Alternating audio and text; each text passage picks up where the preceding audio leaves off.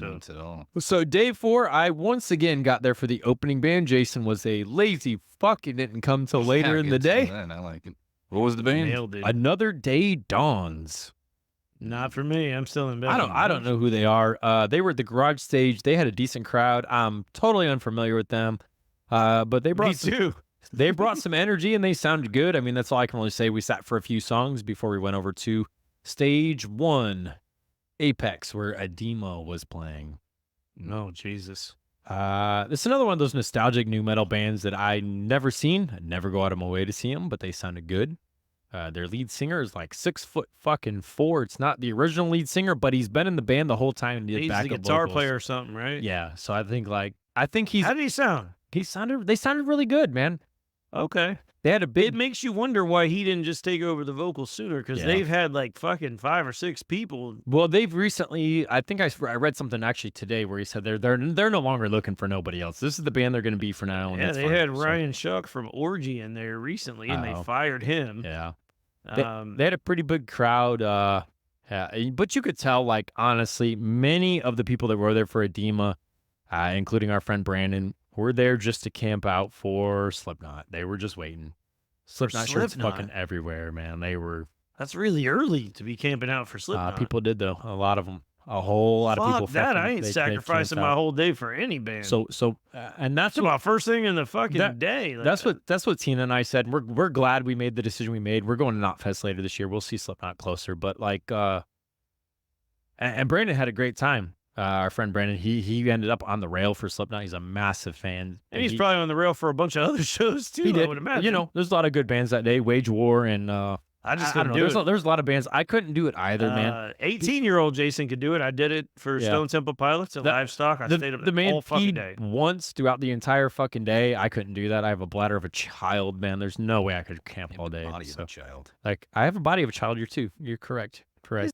Anyways, Holidays is we for. were getting drinks or food or something. I don't remember what. We were over in the VIP, the bougie section, and we caught Nita Strauss on the TVs. So technically, we didn't watch her live, but from what we heard, they sounded great. Their vocalist, Casey Carlson, had an impressive range, and from what I've seen, she actually outshined Nita. Casey is somebody that I followed on Instagram for actually a little while now. She had another band. I don't remember the name of her band, but she did a lot of covers, all kinds of different covers, different things from Linkin Park to Motionless in White to just like all kinds of stuff, and did them very well. And then Nita caught on, and Nita picked her up as her singer. Was sitting there watching her, like, I'm like, man, she's really fucking good live, man. And like I said, she outshined the person the fucking band is named after, in my That's opinion. You know what interesting. I I, mean? didn't So, like, even know that she had a touring vocalist, because I've seen her Yeah. before, and it was just all instrumental. Yeah, it's Casey Carlson is her name. She's really fucking So good, man. she sings like for every song, like Every there's single song, man. And she goes into deep Okay. gutturals to singing. that's a to, whole like, different thing. Like it's a different show than what I she's saw. really, really fucking good, man. So like, That's- yeah, I would that's be. cool. I'm not gonna. It's It's like the Carrie King thing. Like the Yeah. band's named after you, but you're yeah. not the I front wish they person. wouldn't do band names like that. Like pick a band name. No, But, it's like, lame. I hate it, I but- get it. Like Van Halen. Well, Yeah, they're but the only. He's the only one allowed to get away But with it's that. not Eddie Van Halen. It's Van. Has Halen, anybody you know? else ever warranted that? Really? Marilyn Tom Manson. Petty. Tom Tom But Petty, he yeah. didn't name the band after him. It was and the Heartbreakers. The band, but still the Heartbreakers. Yeah. Mm. I wish I could see Van Tom Halen. Petty. Yeah. Hmm. Van Halen. That's it. Nobody else is at that tier to be able to do that. Nice. So Carrie King. Sorry, bro. You should have came up with a cool name. He said he didn't want it to be called. Everybody Yeah. No, fucking pushed actually- it for that. know. actually, It was a he's- marketing thing. It makes Hold on. sense, but He really likes the Kerry King upside down cross symbol, though. That's, Well, that's he- what sold I him. do He was too. like, that's pretty bad. he it liked- looks fucking cool with the lights. He liked the logo a lot, but he also said there was a bunch of band names that he liked that were already trademarked and shit overseas. So Yeah, yeah. so he just went with his own name. So I get it. It's better than Slayer. Yeah, it's cool, And man. it's I not didn't. better than It's not. Slayer You're is right. one of You're- the best. You're fu- 1,000% I right. didn't catch Slayer, what he said. Slayer's one of the best band names ever. I said what I said. Yeah. No, that's really cool that she is a singer, though. I didn't know that was a thing. So. Yeah, I didn't know. So that. Nita's another one. Like, I'm not gonna go out of my way to see Nita, but if she's on a bill, I'm gonna check her out because, like, especially if she has Casey Carlson, like, it sounded really fucking good. Okay, so after we got done eating or whatever the hell, drinking whatever after Nita, we went to go see Eva Under Fire over at the Garage Stage. I'm not familiar with them at all. but from what I heard, they sounded good. Randomly met up with Dennis and Jessica unexpectedly here. We were catching up through a lot of it, so I didn't really pay as much attention as I should have, but it did sound good from what I heard. I'd like to see a full set from them, though. They did cover Separate Ways by Journey, which sounded great, so that was cool. What's funny, that makes the 5th Eva Under Fire set that I've missed. They were on Shiprock twice, and we didn't see them either time. So They sound good, though. That's 4. So, like, if you got a chance, go ahead and check them out. So after that, we just stayed at Garage Stage. We While She Sleeps is a band that I recently got into, and they were playing at the Garage Stage. So when I say Garage Stage was a vibe, this is what I mean. I swear every single fucking band over there was out there just to prove it. This was one of my most anticipated bands of the day. And we got front and center on the rail, and they just absolutely crushed it. Their vocalist, whose name is Lawrence Taylor, Hey, now. Nazi NFL player. Oh, man. Former NFL player, but he was wild, man. He got into the crowd, and instead of the normal surfing, he kind of like he stood/kneeled on top of the crowd, told the security guard to let go of him at one point. I got a video of it. That's also I think it's on my personal Instagram. But anyways, and it got everyone just fucking bouncing. There was also a point where lead guitarist Shane Long went into the pit and performed a song. And one of their roadies took he actually entered the crowd right where we were from the rail. He took a mic with a cord into that fucking pit. And that fucking cord got all wrapped up into the fucking pit. It was a crazy scene to see. But this is a band I won't ever miss if they come back around. The energy they had was just absolutely fucking incredible. Great band. While She Sleeps, definitely check them out. Dude, I'm honestly super bummed that I didn't get to see them. They were amazing. So that's one of my favorite albums that's come out this year. When we get to the end of the year, it's probably going to be in my top 6, more than likely. I like While She Sleeps a lot. Yeah, we were so fucking dead after the night before, and we were too, but we weren't fucking soft ass bitches, and we got up and went to see it. The thing is, though, we also the parking debacle that happened on day 1, it came back to haunt us on the last day. So we actually were there a little over an hour before we made it inside. So we were stuck waiting to park again. Next year, get premium parking. I'm not kidding. It's 1,000%. We get premium parking, get VIP, and you get in just like that's a done deal, man. Like that's so fast. That's a done deal. We're not gonna deal with that. It's so worth it. Because by the time you get in, you're in a shitty mood, and you gotta you gotta stand in those fucking lines and bullshit, man. Like nah. So that was a bummer. But we did. We slept late as fuck, man. Like, fucking Foo Fighters wore us the fuck While out, She man. Sleeps. So anyways, the Ghost Inside, I know that's when you did get there. We stayed on the rail for this. During the changeover, you could see Dino from Fear Factory walking around doing tech shit like a regular dude. It was really fucking cool, man. As big as name as Dino is in the industry, he's still out there just doing the ground level shit, having a good time, smile on his face the whole time. Just love it. Yeah, he went out there. He was giving pics out to the people that were waiting for the show, which is cool because those are your real diehards. Like, they're out there, 30, 45 minutes before your show starts. Yeah. He went out and threw pics out to those people. So he threw it. We'll get to Fear Factory later on, but he threw a ton of pics throughout the show. Yeah. Dino's the man, dude. But Ghost Inside was absolutely amazing. The pits had the dust storm going. They sounded great.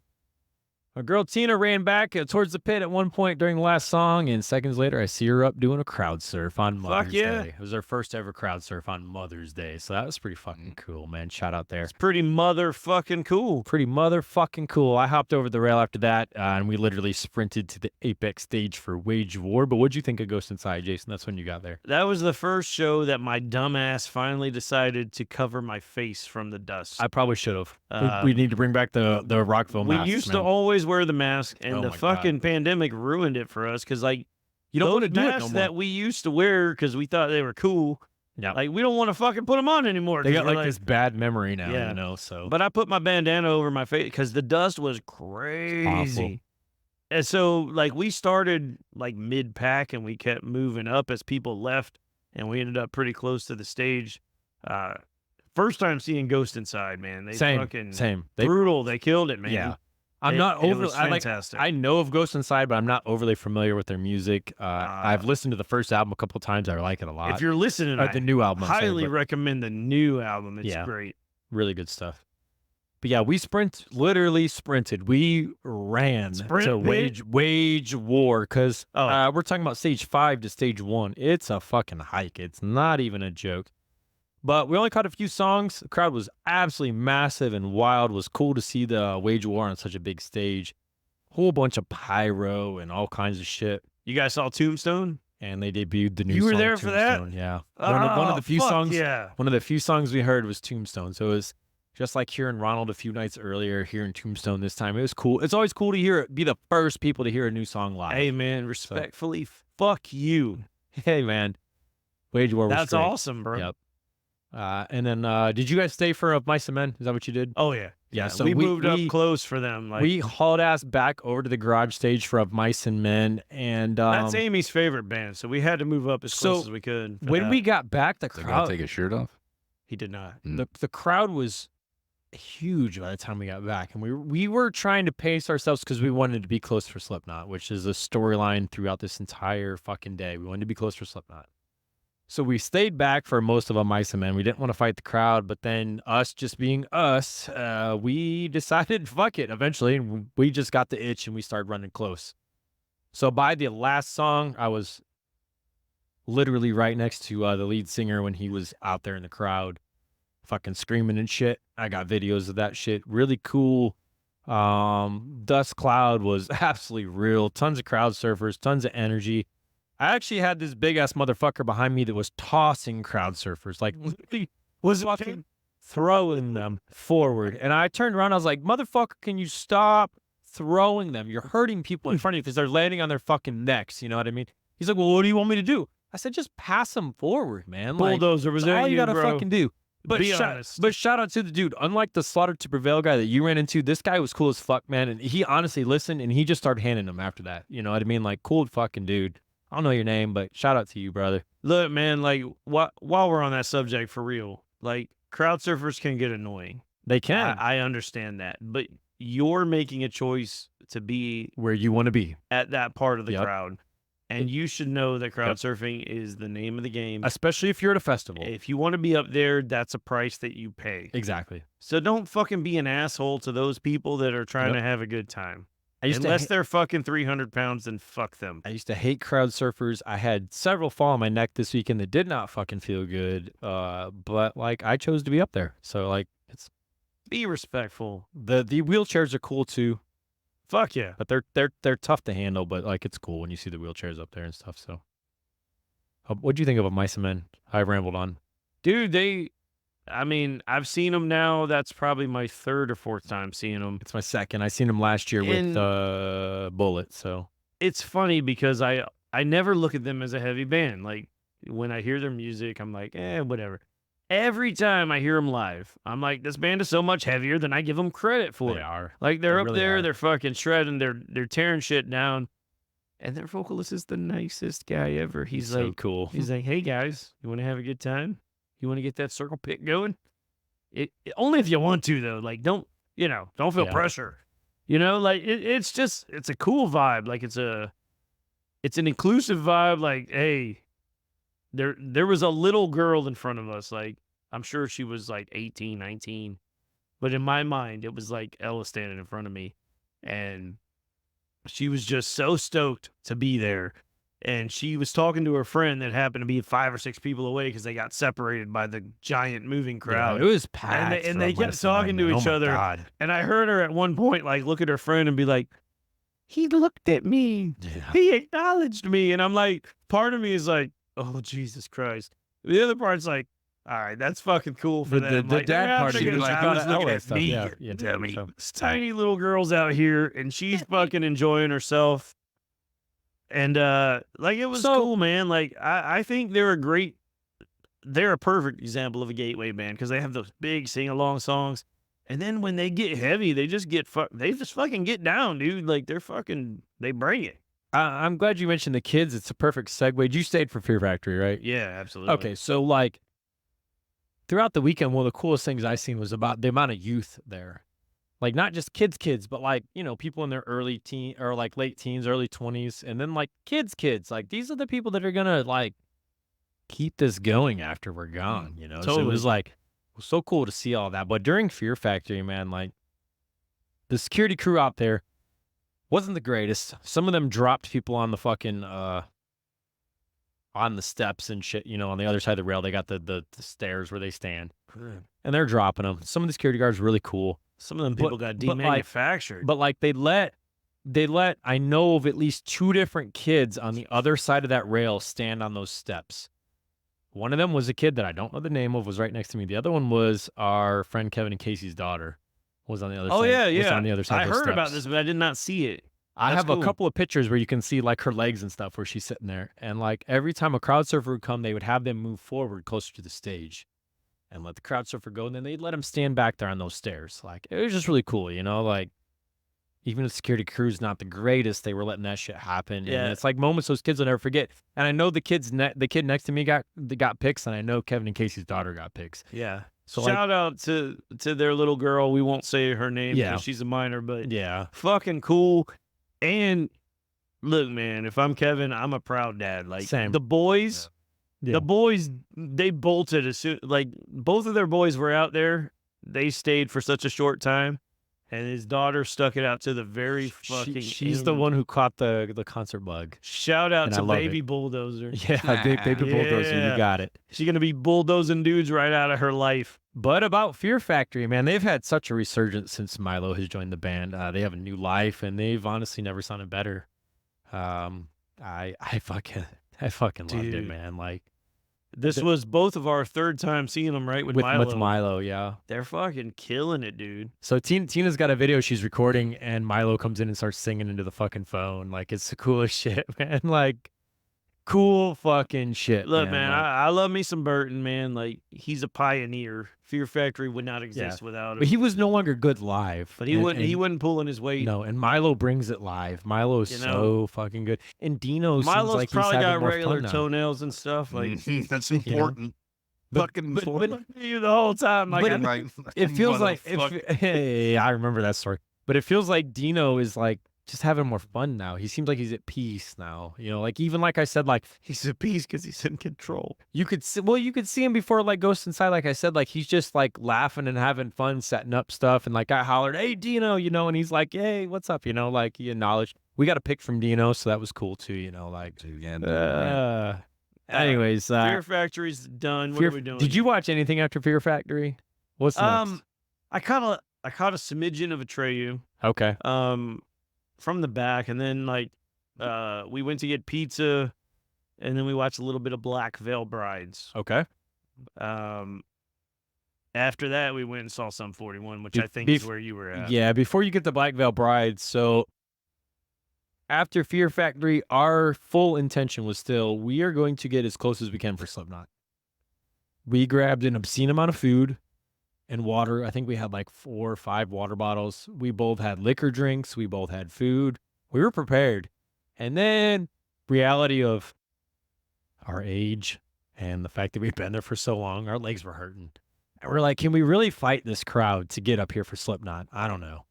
We kind of sat down to the left of the sound station. Actually, it wasn't the sound station. It was the like the speaker tower behind the sound station. We sat to the left of that and we ate, we drank, listened to Breaking Benjamin. I don't know. Breaking Benjamin sounded good, and I seen videos and they had a lot of pyro and stuff. It kind of looked like it was cool. They usually have a good show. I'm not that big into the band, but they do put on a pretty decent live show. But in that moment, you and me moshed the fuck out of it at one time.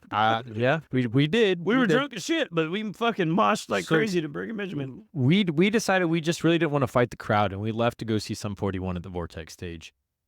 So Jason and Amy I think it was Amy texted me and said, "Hey, I seen you," but I couldn't really figure out where the hell you guys were. We watched you guys walking straight up the middle. Because like reception was so bad, it sucks to like it's hard to get a hold of your friends and stuff. But anyways, we sat down on that fake lawn waiting for them to start. We seen the rocket launch. Did you guys see the rocket launch? We missed the rocket launch, man. So the rocket launch went off, and we could see that happen. That was cool. That was the first show for me. But Sum 41 stage show was honestly, it was the best of the weekend. They had a massive skeleton with middle fingers up. It's like a 3D skeleton. It wasn't like a backdrop or nothing. It was like it was like a Rob Zombie type deal. Oh yeah, totally. Their logo was colorful and huge behind that skeleton. There were huge flames, smokestacks, like blowing up in the air, pyro, tons of lights. They belonged on a bigger stage. Like, insane energy. These guys absolutely fucking blew me away. At one point, they turned off all the stage lights. They had everyone pull out their phones, and they did like, they put up the phone lights on, and they did like the wave back and forth. And it just looked, it was one of the coolest things I've seen all weekend, man. It was very hypnotic, kind of looking back at it, seeing all those lights moving in unison. I definitely recommend if you have a chance to see them on the final tour, like, go do it. Like, I had tickets to their Orlando show, but Lorna Shore kind of fucked that up and put a show on the same date. And they're I pretty much never listened to Sum 41. Same. Like, it's in the past few years I've got into them more, so. But I will say, man, like they bring it. Like with their live show, you're gonna find something that you like. Like they're gonna play all the hits. They're gonna give you a good stage show, a great stage show. They're amazing. The like you said, the pyro, the fucking big skeleton, like the backdrop, like all of that stuff is there. Incredible. They play the metal songs. They play deep cuts. They went all out, I think. Like, and if that's the only time I ever get to see them, I'm satisfied with that because it was fucking great. I'm glad that like. So we're sitting there and like our plan is to watch Slipknot, and we decide we're gonna go watch Sum 41, and then a few days later, Lorna Shore announces this tour on the same day as the Sum 41 tour. Makes the choice a lot easier, you know what I mean? Lorna Shore has one of my going to fucking Iowa to see Slipknot, so you're not missing shit. Lorna has that too. Lorna has one of my favorite albums of the past 10, 15 years, and they're gonna play it in full. So like I seen Sum 41, we're gonna go watch Lorna Shore now, right? And at the same time, we then decided like we're going to go to Knotfest in Iowa because we're not getting close enough for Slipknot now, which I'll talk about here in a minute. Like, it was driving us fucking nuts that we weren't close once we, made that decision. So, like, now we're going to go see it. So, was I closer for Slipknot than you were this time? So, I don't know. So, I feel like I might have been. We knew the odds of getting close weren't very good. So, we decided we were going to ride the Ferris wheel. All right. Something I always wanted to do at Rockville. Yeah, there's a giant Ferris wheel there. I've seen it for years. Always wanted to ride it, never did. Unfortunately, while we were waiting in line, we realized that this was not where we really wanted to be. We felt like we were missing out on something special. We wanted to be closer to Slipknot, and that's when we decided we were 100% going to Knotfest. But we stuck in line, and we missed most of the set, just kind of listening to it because you couldn't really see. There's if I have one complaint about this festival, is there's no screens by the Ferris wheel at all. Yeah, it's a bummer at all. There used to be. And they also don't cut the line off. So, like, a friend of ours, Tesh, man, he bought a ticket, and by the time he got on the Ferris wheel, Slipknot was already fucking done. Like, you gotta cut the line off, man, like, at some point. You can't keep fucking selling tickets. We thankfully got up on the Ferris wheel, and we rode the Ferris wheel during Slipknot, which was absolutely fucking crazy, man, to, like, just see the entire place from that view, you know what I mean, during Slipknot. It was really fucking cool. But before we got on, I'm just listening because I can't see anything. So I'm listening to Eloy. And it's like, he's changed these songs. He is, yeah. He's changed them, but ever so slightly. But he's just making them all more brutal. It's like Eloy is such a huge get for Slipknot. What he's doing to these songs, like a song like Custer is one of the heaviest songs that they've put out in recent years. It's not off the last album. It's off the album before that. But like, dude, he added some shit to that song where it's just like a brutal song is already more fucking brutal. So it was just brutaler. Is that where you were going with that? But hey, man, so like we got off the Ferris wheel with 20 minutes left, and I like drum. We both looked at each other and we're like, we're gonna get as close as we fucking can. Drum is cool. So you go bang bang real good. So yeah, we hauled ass and we got to the left of the sound stage. We heard Duality. We heard Spit It Out. Duality? Yeah, I always call it Duality. Duality. Well, if it's intentional, cool. And we heard Duality. And we heard Spit It Out, and we heard Surfacing, and much like Surfacing. Are you doing this shit to us? Why are you trying to break me? What's that song that Psych? I like Psych. Because I just said it intentionally. But anyways, much like Fear Factory, there seems to be a new life in this band. I can't wait to see them at Knotfest. I really can't. It's going to be a fucking special show. But what did you think of Slipknot? You've seen them at a better view. Like, almost everybody had a better view than we did. So this is one of the few that, like, for the headline show that I got closer than you. Yeah. I Similar don't one. I don't know where you were for Foo Fighters. You were probably We were really close. yeah. So I We think were to the left, and we were pretty close. we were I to got the some good left, pictures. probably just a bit behind you. Like Yeah. we were up close for Foo Fighters. Yeah. I was stoked because I never seen Foo Fighters that close before, so I was really I'd excited. never seen them, so it was great. Like I was able to take pictures of the band from like actual pictures, not the monitor, and I Yeah. could actually make out what the picture was. So that was cool. But yeah, we were about the same spot for Slipknot, maybe a little bit closer. And shout out to Bulldozer because they were up there in that spot and they let us join them. We found them. Go. If you're watching on YouTube, you can see how close I was for Foo Fighters. I don't have a good one, Dave Grohl, but there's the guitar player. There you go. Yeah. Slipknot. Yeah. But Slipknot, yes. Man. They gave me everything I wanted right up front. Like, they came out of the gate. First of all, they look like the way they did. They got the orange jumpsuits. The very first time I saw Fucking them. Corey's got the dreads and the mask, man. It's incredible. Yeah, Come so on. you go back to fucking 1999 when I was Takes you back to that Wait and Bleed video I that was I in always talk fucking about, man. like 11th grade. Like we went and saw this band open for Cold Chamber and Machine Head. That's how they looked. And like I was like, it took me back to that time. I was like, holy fucking shit. You remember I talked about Limp Bizkit, Woodstock, Wait and Bleed, Slipknot video, or what made me want to go to festivals. We're standing in line, and right when we're about to get on the Ferris wheel, they start playing Wait and Bleed. Like, man, and dude, like, Oh, you guys were in line for a long time. there was so Holy much shit. There was so much emotion in me that like I started tearing up during Wait and Bleed. I was like, I need to be fucking out there, you know what I'm saying? So it made the decision. Man. It made the decision to go to Knotfest so much easier. Man. Like, I can't wait. So If I had a time machine, I would take you with me to see that fucking show that I just talked about. Yeah. It was still to this day one of the most intense shows I'd ever seen. Yeah. But dude, they came out of the fucking gate with People Equal Shit, Yeah. Eyeless, and Disaster Piece. Yeah, we're standing in line at the Ferris wheel just like we almost left the fucking Ferris wheel. We already paid our fucking price. We almost like, left and just ran into the done. crowd. What are you gonna do that's gonna top the first 3 songs? They didn't. That was it. Like they were great the whole rest of the set. So during Spit It Out, they didn't do the Everybody Get Down either. Nah. There's a theory a friend of ours has that because they were doing a throwback 99 set, they didn't do it in 99, so that's why they didn't do it there. Yeah, I mean, I saw that That's a song good back theory. then. So But man, I went so Bullet hard. Girls, Like baby. it reminded me, like recently, like last year or something. Like we saw Slipknot with Killswitch Engage. Yep.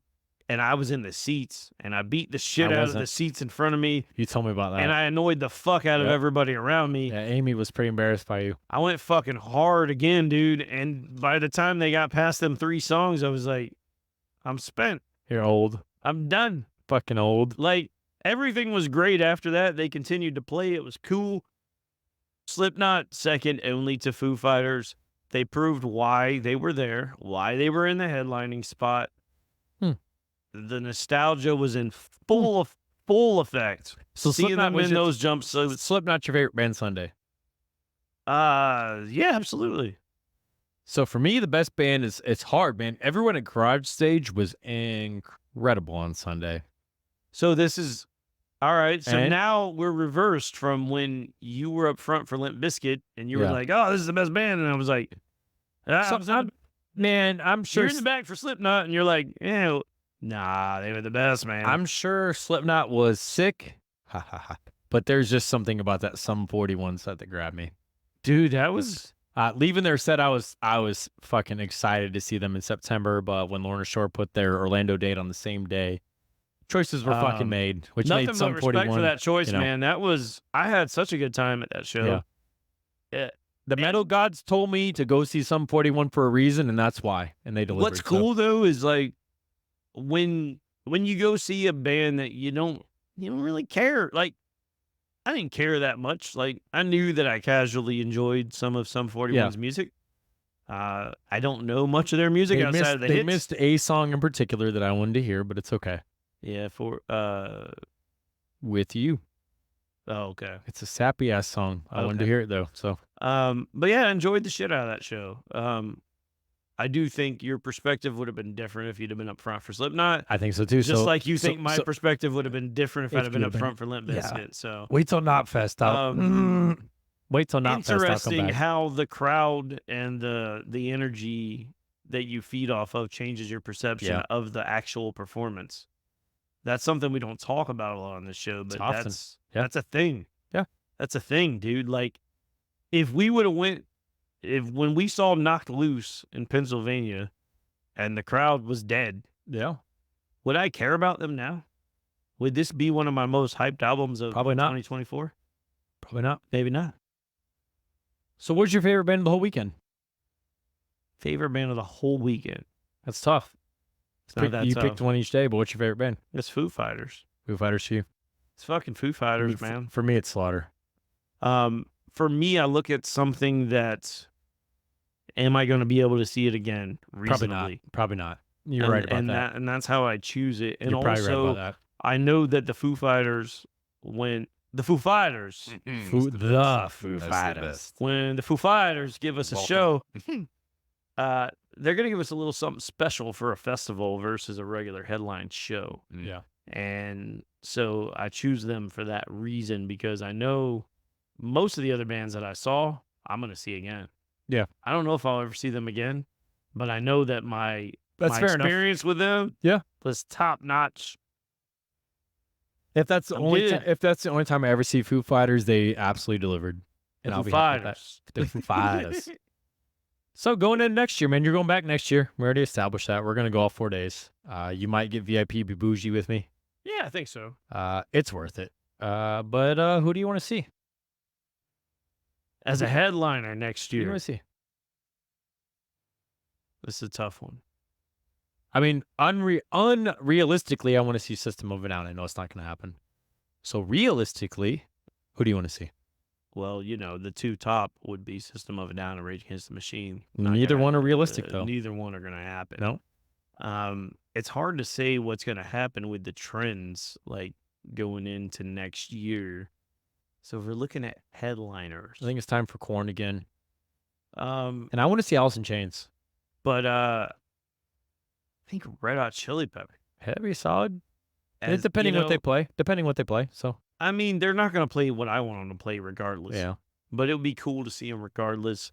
And if Motley Crue can headline it, then fucking Red Hot Chili Peppers stop is it. reasonable. Oh, I get what you're saying. Yeah, Okay, it's a okay, reasonable gotcha. get. Like, Yeah. they could do it. So I think that's one that we haven't seen that could do it. I want to see a band like Motionless get a big spot. You know what I mean? Or Parkway, or because those bands are. it's time. They're right there, It's time and for some of these bands. I think man. somebody has to take the chance on them and put them in that slot. Yeah. For the next Bring me- person to do Bring it. Me to Horizon. I'm not a huge Bring Me fan, but put them as a headliner and see what happens. Let's just see what happens. They can pull it off now. I know they will. They did it at Download. I know they can.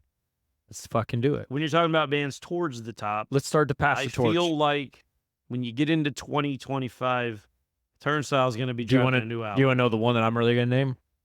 Yeah, Lorna Shore. No. The rumor's out there. Linkin Park for next year. The rumor's out there For Linkin Park touring next year with the lady. with the lady singer. I go see it. If it's the right environment, if it's the right person, Rockville would be a good chance to like throw it out there for the first time. So what I'm just about saying. Rammstein? I would absolutely love As one of the headliners? Rammstein. Yeah, Let's they fucking beat go. all their charges. Let's go. Let's fucking go. I love Rammstein. You know. So Old Tim, Little John, like he's ready. it's a great show though. Like a great weekend. Like I can't speak highly enough about Danny Wimmer Productions and what they do. Little things they're doing throughout the day, just handing out waters to everybody on the rail, things like that. You know what I mean? Like It's a very well you know, run festival very for very sure. well done. So Not a lot I could criticize. no, very It's very the very little. regular festival stuff that you're going to criticize. You Yeah. got some overlap. When we got to the festival, I think the realization of the overlap Same for us. was not as bad as what No. we anticipated going in. It was go check out this band for a couple songs, and then we'll go check out this band for a couple songs, then we'll go over here. This is the band we really want to see. We're gonna check out their whole set. It's a necessary evil, so I think. You started to make for something like that. You started to make your choices, and you know, more than enough water stations to go around. Oh, plenty. Some were colder than others, and I found out why. I guess apparently none of those were hooked up. None of the water stations were hooked up to actual like water lines. They were like essentially ice chests that were melting.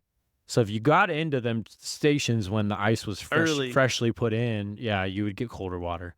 So interesting. Yeah.